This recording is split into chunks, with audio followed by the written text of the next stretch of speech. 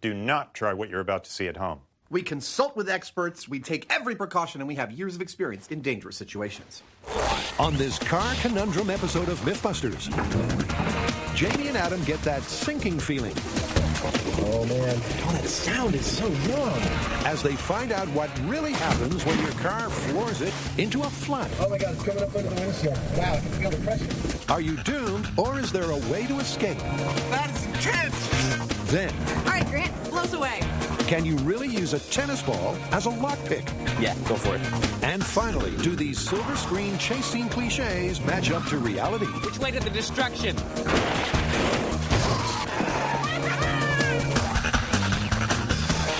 Who are the Mythbusters? Adam Savage. That is science. And Jamie Heineman. We're going to have an adventure. Between them, more than 30 years of special effects experience. Fun for the whole family. Joining them, Grant Imahara. Formidable projectile. Carrie Byron. Let's do it. Tori Belleci. We only have one shot at this. They don't just tell the myths, they put them to the test.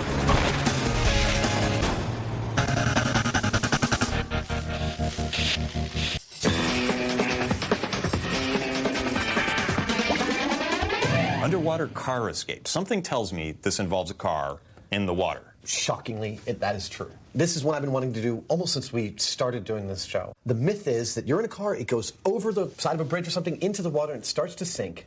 The myth is you will not be able to open that door until the cabin of the car fills up with water. And then you can open the door and escape. Sounds like you might be cutting it kind of close, though.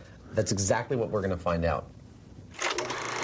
It's the stuff of nightmares and spectacular movie stunts. But this sinking scenario is a real-life life threat. So if you're in a vehicle that takes a dive into the depths, is it possible to escape, or would a watery grave be your fate? The myth is, if you're trapped in a sinking car, you have to wait until the cabin fills up with water and the pressure equalizes before it's possible to open a door and swim free. I think it's pretty obvious what the plan for this one should be. Yep. We got to get a real car. We got to put it in the water and get inside it and go down with it. Really have always wanted to be the dude in the car. You got to let me be the dude in the car. You can be the dude in the car. Yes! Dude, better you than me. But before he gets his feet wet, Adam first sets up a small-scale pressure test. He fills a 3-foot-deep cylindrical tank with water. It's an interestingly improvised, rubbery contrivance that makes perfect sense to him. On the right here is a box which represents my car. And like a car, it will let water in, but slowly. It'll leak out of a lot of the corners and edges. And when you see that happening, hopefully this unit will demonstrate that the pressure's higher here on this drum that's in the open water than it is on this drum that's in the car. Adam places a small piece of Perspex loosely on the underside of the box that will represent the door of his car. Ready? Yep. Each foot the drum is lowered is equivalent to half a PSI of pressure. In the real world, that's a crushing 1,000 to 2,000 pounds of force on a door. That's the pressure inside the car, that's the pressure of the water outside the car. You're inside this car, you're trying to open this door, you can't, because the pressure outside is higher than the pressure inside. Pressure differential. It's happening! Pressure differential occurs because water exerts greater pressure than air. When a vehicle sinks, the water presses on the doors, holding them shut. When the cabin fills with water, the inside pressure becomes the same as the outside, and it's only then its grip is released. After building up and up, the two lines finally meet. Watch this door, watch this door. And release. There it goes. To test this theory in a real-life situation, the plan is to suspend a car from a crane. Adam will be the trap driver in front, while Jamie will be in back wearing a rebreather. Then the car will be lowered into the watery depths, with safety divers monitoring the entire operation. Fresh from the classifieds, Jamie has found a classic American sedan with power windows. It runs great. Never to start again. Now to pull it apart. First thing we need to do is remove the engine from the car because any oil, any fluids that would foul the water is going to be a problem. First, he cuts the welds that hold the engine in place. Wisely putting safety before style, Jamie torches without his beret. Then he ties a chain around the engine that is attached to a forklift. Time to give it a gentle tug. Looks like it doesn't want to come out. Well, it's holding it. Maybe it just needs a little coaxing. What's the matter? Haven't you ever seen somebody work on a car with an axe? His opponent has been wounded and is starting to weaken. It's coming. After a protracted battle, the engine finally succumbs. Jamie is victorious, but the thrill of the kill has gone to his head. I had to remove the engine from the car to clean the car up, so I did. Well, there's your problem. Now that the engine is out, he needs to add its equivalent weight back in. This thing right here is our engine surrogate. We need to simulate the amount of weight that it represented because the car might settle into the water differently if we don't. 700 pounds of weight is lowered into the cavity. This is Jamie's new hydrogen fuel cell engine. And with the weighing checked off, it's time to get wet for science and drive the car into the pool. To conduct their test, Capolindo High School in Morega is kindly letting us use their aquatic center. Go Cougars! This is a high school diving pool, and this is where we're going to sink our car. It's about 13 feet deep right here, which should be plenty for us to do our test. It's nice and warm. It'll be great. Jamie's auto arrives on location. The engine cavity has been steam cleaned, so every trace of oil and grease is gone and won't foul the waters. Where's the engine? They attach heavy chains under, over, and in between the body of the car and fasten them to a hook suspended from a crane. This vehicle may not be able to drive, but it sure can fly. Don't let it go too fast. No, I know. You're going to have trouble stopping it. There we go. They park it on the side of the pool. Lovely. Then the crew mounts underwater cameras both inside and out for a fisheye view of what's happening beneath the surface. Aside from his burning enthusiasm, Adam has a burning question for safety diver Sean. All right, Sean, so I'm going to be in this car. It's going to start filling up with water. I'm going to hold my breath, but when I run out, what's the backup? Well, the backup is sitting in your passenger seat right there. This 40 cubic feet of air waiting for you with 5-foot-long hose. Remember to purge it and breathe normally. That's already hooked Get you up. out of there. It's ready to go. And Jamie will be sitting here in his rebreather with this standing by in case I need it. Correct. Jamie isn't in the back just to look pretty. He's a certified dive master with 30 years of experience and 3,000 dives under his weight belt. I'm just going to be sitting there relaxing, waiting for Adam to freak out, and then I'll be right there with the regulator. So as not to skew the test by adding extra air, Jamie will be using a rebreather instead of regular scuba tanks. Rebreathers recycle exhaled breath and therefore don't create bubbles. It's a self-contained unit that's very 007. Adam's starting to lose his cool. I'm actually a little freaked out because I'm going to be like holding myself up off the dashboard. I'll be my face planted into the windshield in this thing.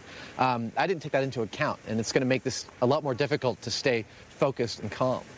Let's go do it. The safety divers swim into position. And Jamie has some final sage words of advice. Adam, I only have one thing to say to you. Yeah. Don't pee in the pool. Because I'm in the car there with you. Time for Adam to get inside for the ride of his life. You ready? I'm all set. So, wearing no scuba gear, 13 feet underwater, does Adam think he'll sink or swim? I think it's entirely likely I may need oxygen before this test is complete. Okay, get it into gear. Is that a problem? Coming up, one myth hits the road, while another sinks. Oh my God, it said my knees.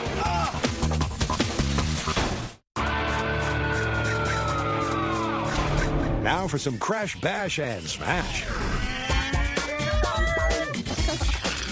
Okay, what do we got to smash? We have a 4-course menu of demolition and destruction. We have cars, of course. We got a fruit stand. We got a fence. We got a semi-trailer and an RV. Yes, we are testing Hollywood crash cliches and whether they're anything close to reality.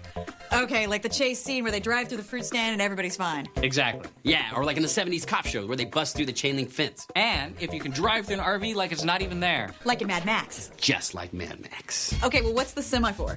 Instant convertible. I love that one. That's where the truck comes across the road, there's no time to stop, the car drives under, cuts the roof clean off, but the driver's unharmed. This is gonna be fun. So in the real world, would these crash cliches really look like this? And would you really drive away unharmed?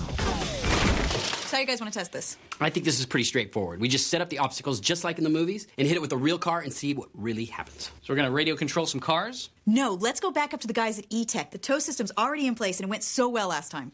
Good idea. Less work for me. What's first? Fruit stand! Melons, anyone? It's a 70s cop show car chase favorite. A spectacular fruit stand drive-through that leaves driver and car completely undamaged. And where better to test the reality of a car crash than E-Tech, where last time the team hit, repeatedly, a moose loose on the road. But this time, out goes the animal, and in comes the rotten fruit and vegetables. These are going to be our fruit stands. This is for our classic car chase scene. Which way to the destruction? The car drives into the fruit stand, vendor jumps out of the way, Fruits and vegetables go everywhere. and then it just keeps right on driving. What we want to know, If you do crash into a fruit stand, would you be able to continue the chase? My feeling is you're going to smash up your radiator, your car's going to overheat, and you're going to stall at the side of the road, and the cops are going to catch you. Hope no cars come crashing into my fruit stand. Probably shouldn't have set it up there then, because real soon that's going to be a high-speed pursuit highway. For this test, we're going to have the car going at 70 miles an hour. Because, let's face it, this is a high-speed chase, and you want to be going as fast as you can and be able to control the car. So that's why we're picking 70 miles an hour. So this is the setup for our first Hollywood crash test. This is the tow vehicle, which is going to be pulling our crash vehicle on a 2-to-1 pulling ratio, which means when this vehicle gets up to 35 miles an hour, this car will be going 70 miles an hour. It'll be towed straight down the track by a cable, all the way to the end, where it'll release. And hit this fruit stand in a spectacular way. But will it be Hollywood spectacular? all right, this is Hollywood crash test into the fruit stand in 3, 2, 1, go. 20, 40, 50, Oh, crap. 60. Oh, my God.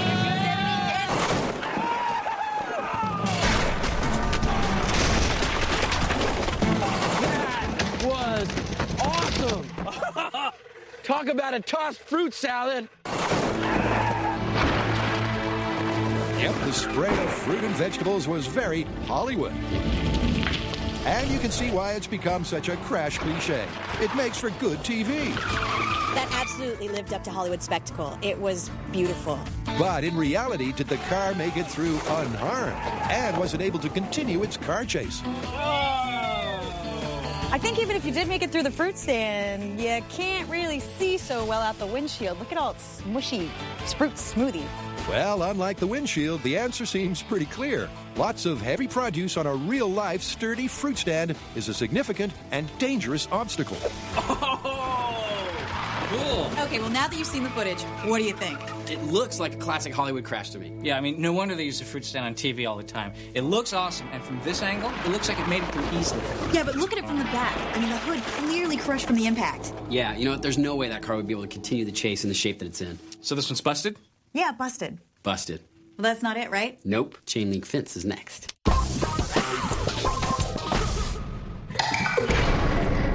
Jamie and Adam are testing the myth that if your car swerves off the road and into a body of water, to get out alive, you have to wait until it's completely submerged and full of water before you can open the door. So did you know last year, AAA estimated 11,000 vehicles went off the road and into the water, and as a result of those accidents, 300 people died. Holy cow, that's a lot of people. I thought it was more like a freak accident. Now, apparently it's a lot more common than that. Well, maybe we can help raise awareness a bit as to what these people are facing. And what better way to raise awareness than to raise themselves in a car into the sky and plunge into a pool? What the are we doing? Remember, when Adam goes 13 feet under, he won't be wearing breathing apparatus. The paramedics are on their toes. And Adam has his escape strategy all worked out. I'm going to try to start opening this door the moment I see the water get above my glass.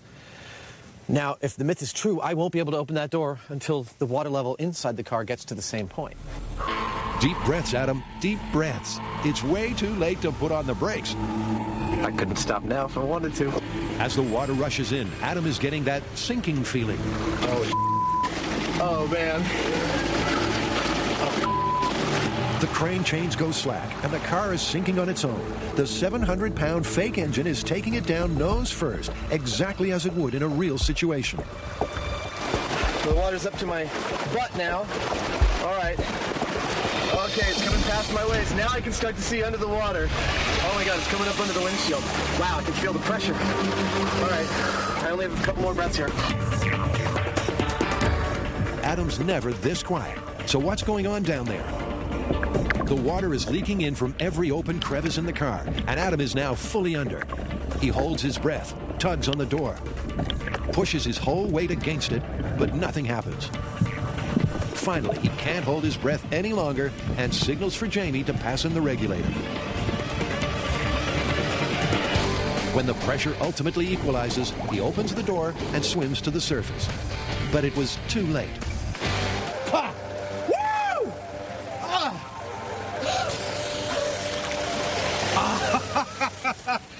That is intense. No matter how you slice it. I died. Let's just put it that way. Well, that's put a dampener on things. From the time the water hit Adam's knees to when he surfaced took just 1 minute and 51 seconds. But that's a long time when you're drowning. I held my breath, I don't know, for what felt like 30 seconds, trying to push open that door. Using my legs, bracing up inside the cab. You died. Yeah, I died. Jamie's passive observer view was a little eerie. I'm just sitting there watching the guy drown. He's like just going nuts on that door. He's really using up his oxygen, and it didn't take him that long to run out. You don't want to be in a car when it goes down like that. It's scary. The bottom line is Adam ran out of air before he could open the door. That myth is confirmed. I could not open that door until the cab seemed to be full of water for a while. Yeah, you were giving it all you could, and you just weren't able to do anything with that door until we started to level out. That's the point that you opened the door. Yeah. And that was quite a while. Differential pressure can be such a downer. Still to come. Crashes and fire. This is awesome. More spectacular crash test cliches. Cary, Grant, and Tori are taking on tall tales of Hollywood crash cliches. And after the car was busted from a fruit stand drive-thru, so was the myth. Next up, it's the old chase scene gate crash. The question is, would it really fly off the hood like so much set dressing? Or would there be real-life repercussions? One thing's for sure, this isn't a film prop. It's steel, it's heavy, and most importantly, the guys have rigged it realistically. You got the nuts? I do. These chain link fences are pretty sturdy, and especially the gate section of the fence. I think it's going to do some serious damage to the car. The things that we're looking for from this crash are, is the car drivable after it bangs through the fence? And does it look like Hollywood? I really, really doubt the part where it's going to look like Hollywood. I don't think it's just going to go pink and you're going to be able to drive through. I think I'm going to go with busted on this one. All right, let's wreck this thing. Okay, this is Hollywood gate crashing test. In 3, 2, 1, go! 20 miles an hour, 30 miles an hour, 40, 50 miles, 60 miles an hour, 70 miles an hour.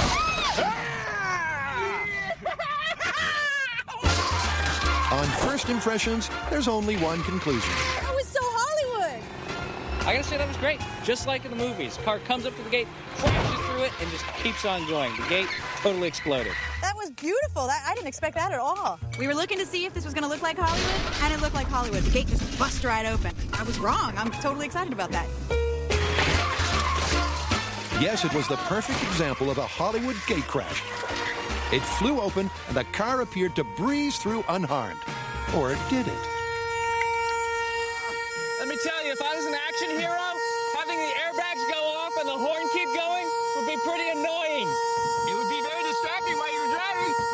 Distracting, impractical, and dangerous, but as Grant proves, it's still drivable. Doesn't handle as well as it used to, huh? Not the smoothest ride, but still works. So, where does that leave us? Well, runs. Yeah, but I don't want to call it confirmed because the airbag deployed. Well, what if we call it plausible because a lot of older cars don't have airbags? Good point. Well, it looked like Hollywood, and you could still drive the car. This one's plausible. Plausible. Plausible. But it's onward and upward, because next, Mad Max gets put under the Mythbusters microscope. In the movie, as an RV stalls across the highway, a cop car punches cleanly through it, able to continue its high-speed pursuit. Now, I don't want to call Grant a prima donna, but he's been asking for a trailer for a long time. Stop. Now I can finally say, I'll be in my trailer. You better enjoy it, because he's not going to have it for long. Yeah. With all these myths, we're looking for two things. We want to see if, in fact, these crashes do look like they do in the Hollywood movies, and after they're done crashing through whatever it is we're going to crash them through, will they continue to run like they do in the movies? Mr. Imahara, you're wanted on set. Grant? Grant? God, I did not want to see that. So, just like the movie, the car and caravan is stalled across the highway. And there's just time for a quick prediction. What I think is, in reality, we're going to see that car run into the frame of the RV. And that trailer's just going to go boom. It's not going to punch through like you see in the movie. Don't want any unnecessary explosions. It's just going to hit it and push it, and there'll be a lot of destruction. Well, everything's good to go. You guys ready to see what happens in real life? Yeah. How do you feel about us using your trailer? You're not going to hurt it, are you? It should be fine. Yeah, no problem. This is trailer destruction. In 3, 2, 1, hit it. 10, 20, 30, 40. Here it comes. Yeah, 60, 70 miles an hour. My trailer! Yeah!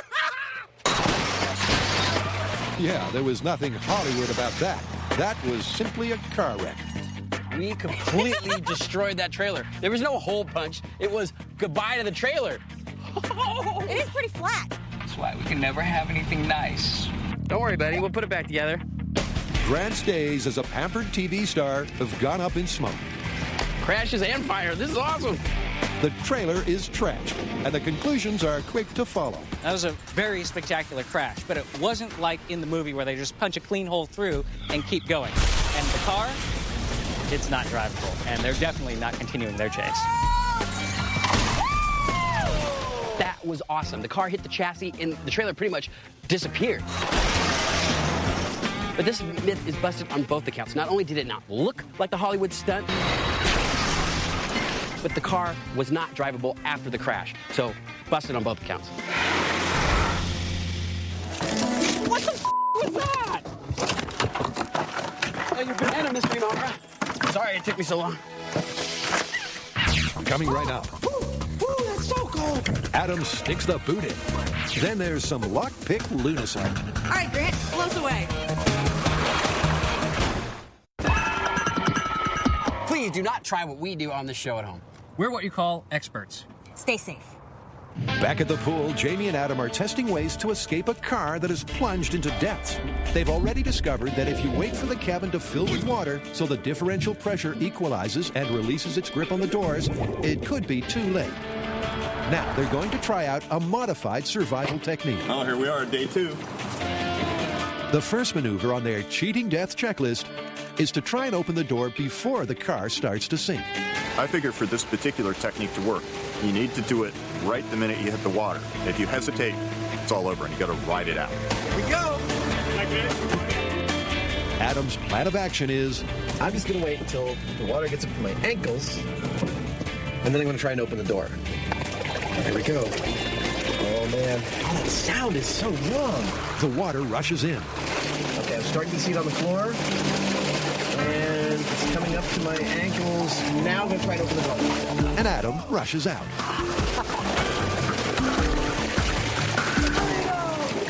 Surface exit via the door, totally viable. I waited until the water was up to the top of my shoes, and I was still able to push this door open. The water rises slowly upwards. Next, he's going to wait until it gets to his waist. Okay, past my shoes, halfway up my shins. All right, now I'm looking at, my God, it said my knees. I'm not going to be able to open this door. All right, wait. This one's no pushover. As the water level climbs, so does the amount of pressure. And Adam has to brace himself against the opposite door to force it open.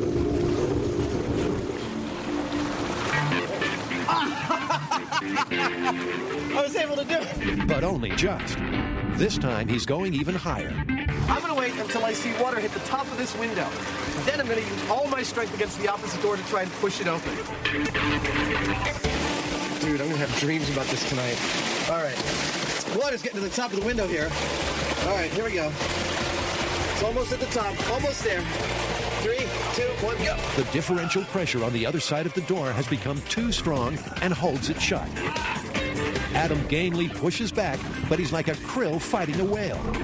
It's not long before it's R.I.P. for our little crustacean. I think we found the cutoff point. Exiting the car via the door after it hits the water is a viable option, but you have a very small window. By the time you can see water halfway up the window, it's pretty much too late. Next, the team serves up a viewer mini-myth. So this one's being talked about by thousands of fans. There are mythical ways to open your car door locks when you don't have your keys. All you do is you take a tennis ball, you cut a hole in it, stick the hole over the car lock, and press it as hard as you can. And somehow, the air pressure will unlock your car door. Well, this sounds just crazy, so why don't we just go ahead and try them? No, they're not making this up. It's an ace viral video from the internet, scoring millions of hits. And it goes something like this. A humble tennis ball serves as a lockpick. With a small hole cut into the ball, the leading lady holds the hole to the lock, squeezes the ball, and hey presto, the car unlocks. So, does this actually work? Tori gets the balls rolling. Okay, what do you got? All right, so I looked at the video, and she had cut a hole about this size. And what they're saying is the air pressure is opening up the car door lock. The pressure from the ball. From the air pressure from inside the ball. So what I'm thinking is, if it's about air pressure, I cut another smaller hole in this tennis ball, and hopefully that'll give us a stronger stream of air. That's all they need. 2 tennis balls, 2 different air pressures, and of course, the lock. Okay, so just like in the video, electronic door lock. Go for it. Okay, so we'll do the big hole first. And she said, all you need to do is push it as hard as you can. Wow, it's not working. It looked like I'm doing it the same way. It's love won for the tennis ball, but perhaps the ball with the smaller hole and greater air pressure will pop the lock. You want to try the smaller hole? Yeah, go for it. Not exactly open sesame. That's game, set, and match for the car. But the team aren't ready to stop play just yet. So let's take apart what exactly you think people would think this works by. I think it's all about air pressure. All right, well, why don't we get the shop air and just shove it into the lock and blow. Making a complete seal around the key lock, so see if air pressure can at all open the lock. Sounds like a plan. After all, if it's worth doing, it's worth overdoing. With a perfect seal, they'll pump in 100 psi of shop air. And if anything is going to jimmy the lock, it's this. All right, Grant. Okay. Blow us away. So this will be the ideal case for opening the lock with air pressure. It's got compressed air and a really good seal. Ready? Despite pumping in more than 10 times the air pressure of the tennis ball, the car stays secure. Well, I think that was pretty definitive. Sorry, viewers, but the tennis ball opening the car lock is busted. And even ideal seal air pressure won't open the car lock. I think we should show the viewers how we think they did it in the video. Carrie puts the tennis ball to the lock, and hey presto, the door unlocks. But it's not the tennis ball, it's actually Tori, behind the camera with the key. Just goes to show, and this is important, you can't believe everything you see on the internet. Coming up, we test every survival technique for escaping from a car that you've driven off the bridge.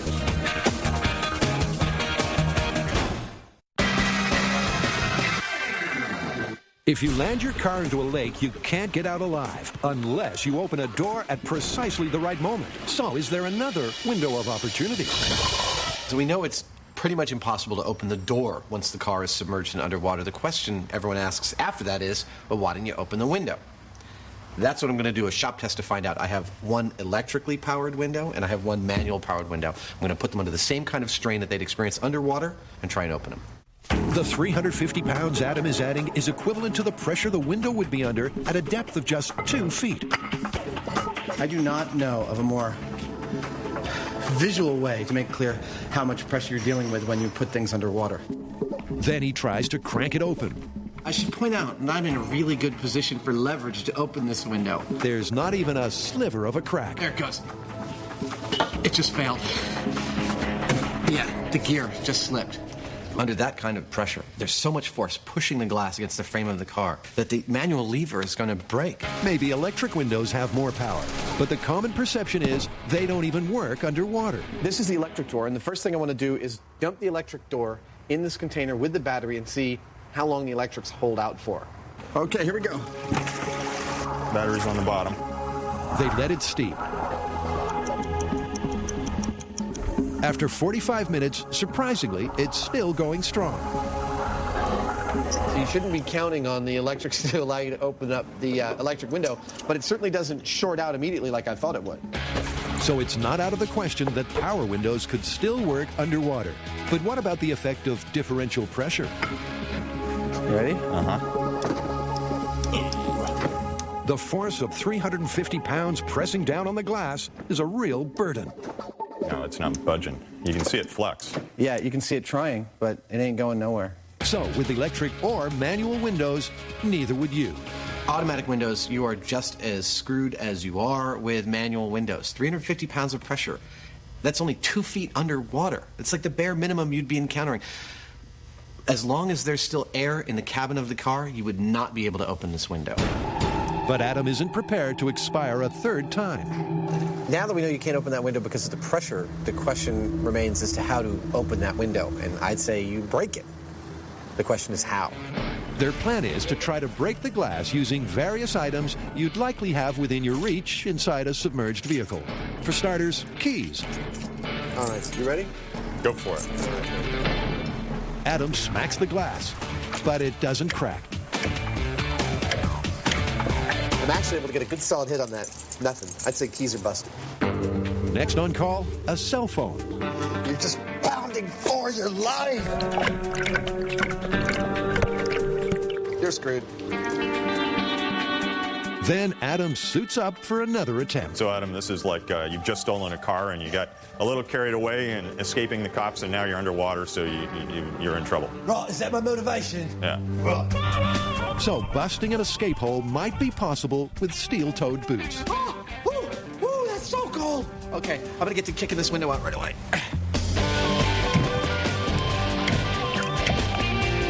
But the window doesn't crumble.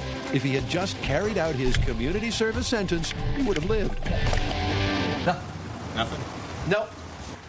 None of the items that would be laying around randomly in your car worked for us to break a window. So we get to try the commercially available ones. This is a hammer thing with a point on it, and this is a spring-loaded punch. They try the underwater emergency hammer first. Oh! What a difference. Wow! One hit. That was instantaneous. I'll be darned well. That works. Amazing. A product that does exactly what it says on the box. Next up is a store-bought center punch device, a tool that's normally used to dent a surface prior to drilling. Put it up against the glass and push, and it does that. Yeah. And luckily, I have one more car door. A new door is submerged, and they're ready for the count. 3, 2, 1. Wow, my hand just went right through.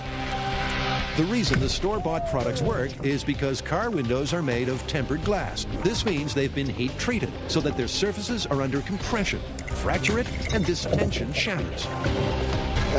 That's lovely. The product's meant to get you out of that car did exactly that perfectly on the first try each. It doesn't take much, but it has to be the right thing. Yeah, exactly. The guys are completely sold on the commercially designed escape products. Well, I've got a center punch in my toolkit, and I think one's going to find its way into my glove compartment. On the other side of the break. Uh-oh. Instant convertible and distant drama. God. Dang, that was crazy.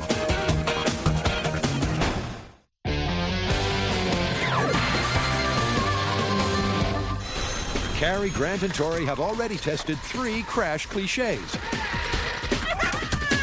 The fourth and final test involves an unwanted car improvement.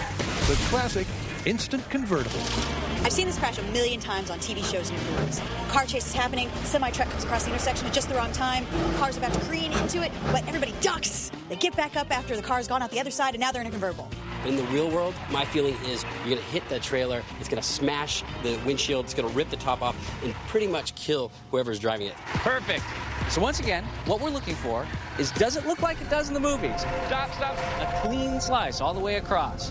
And second, is the car drivable? Could they continue the chase? A little more. If neither of those things is working, then it's busted. Park it. And with everyone, Get in it.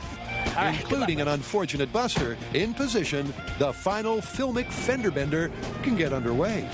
10, 20, 30, 50, 50 miles an hour, 60, and 70.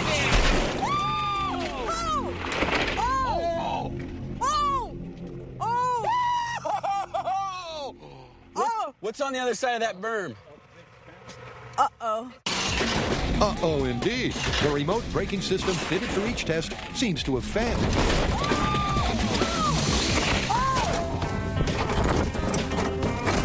Oh, my God. My God. Dang, that was crazy. Look at the roof. The roof's underneath the truck.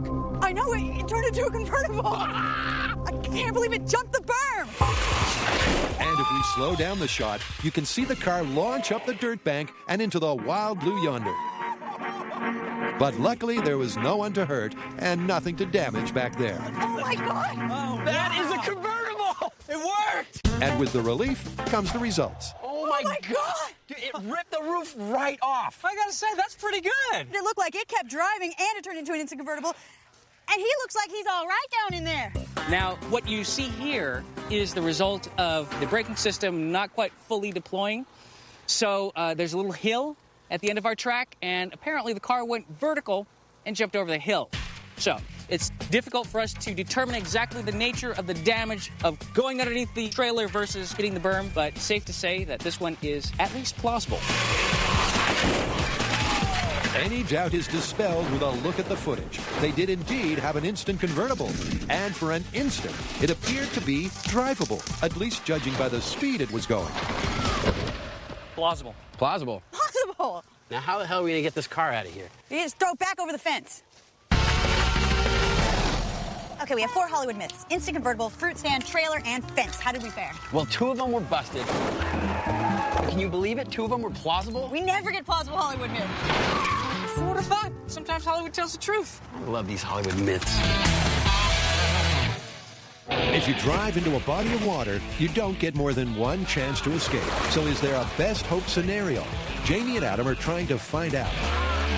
Something tells me we're not quite done yet, are we? No. No, we have a whole roster of survival techniques that we've heard about for getting out of a car once it's sinking in the water, and I think we owe it to the fans to try them all out. So we're going back to the pool. We are. Okay. I'll get my wetsuit. Excellent. They've done their homework at M5. But it's way more exciting diving back into real-life situations. The next survival technique we're going to try is breaking the window.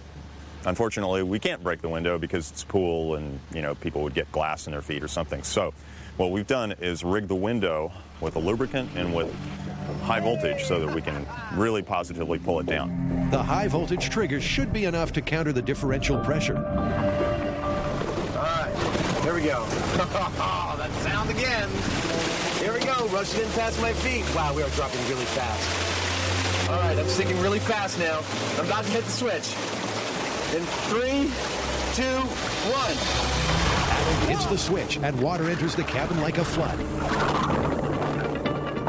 But he rides out the torrent and escapes. I lived. The water rushed in just as I thought it would, and it was quite intense. But I held my breath. I only had to hold it for a few seconds because pretty much very quickly the cab filled up. I was able to just go out the window and come to the surface. By smashing the window, Adam survived. So in case of emergency, break glass. As the silent observer of Adam's numerous dunkings, Jamie has had time to meditate, and he's had a vision. He calls his revelation simply patience.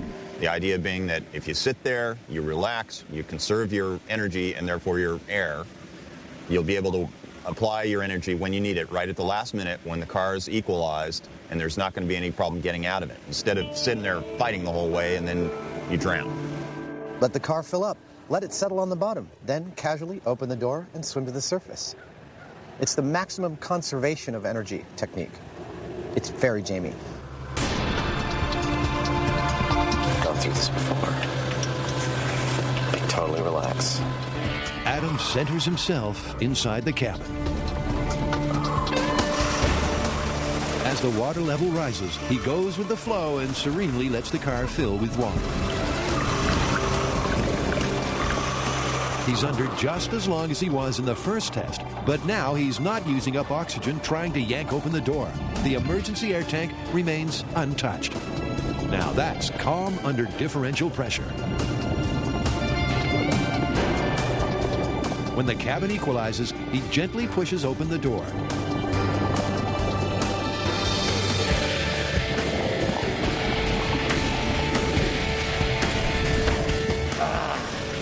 I survived! Woo! The Mythbusters technique worked! Woo! How many minutes was I down? 1 minute 37. 1 minute 37. I could have been down for another 15 or 20 seconds.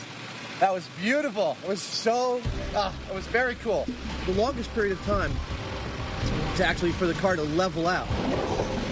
Once it did, though, I still felt like I had plenty of breath. I just cracked the door, gave thumbs up to the camera, and sauntered up to the surface. Jamie has a final watery rumination. Of course, in the real world, this technique's a little more problematic. Everything's happening so fast, you don't know what the depth of the water that you're in is. Best is to open that window before you get water up to it, and then you're golden. In the words of a Zen master, in the beginner's mind, there are many possibilities. But in the expert's mind, there are few. Looks like the guys have narrowed down this myth. Just so. Well, how are we going to wrap this one up? Well, the original myth we started with, that you can't open the car door until the cab is full of water, is absolutely confirmed. And we've actually looked at 4 really viable survival techniques. Of course, the best one is just don't drive into the water in the first place. I'll try and remember that. My personal favorite is your Zen technique. It worked. It worked like a charm. That was awesome. I was just sitting there watching you go. You're looking at your watch. You're kind of chilling out. Totally. Actually, I find it really relaxing to chill out. I'm going to finish up by doing a little more meditating in the car at the bottom. Okay.